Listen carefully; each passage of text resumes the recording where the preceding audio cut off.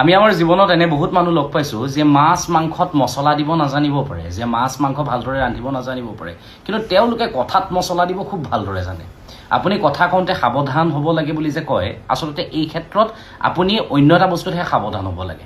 আপুনি কথা কওঁতে সাৱধান হ'ব নালাগে, আপুনি যি ইচ্ছা তাকেই ক'ব পাৰে যদি আপুনি ভাল পোৱা মানুহজন বা আপোনাৰ খুব বিশ্বাসী মানুহজনৰ সন্মুখত আপুনি কথাখিনি কৈছে।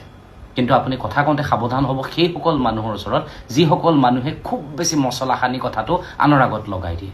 গতিকে কথা কওঁতে সেইসকল মানুহৰ ওচৰতহে সাৱধান হওক।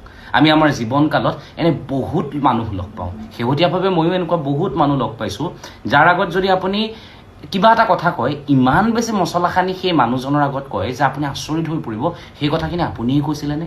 এনে মানুহৰ পৰা সাৱধানে থাকিব। এনে মানুহৰ সংখ্যা খুব বেছি বাঢ়িছে। এনে মানুহৰ এই বেমাৰটো বৰ অদ্ভুত ধৰণৰ বেমাৰ।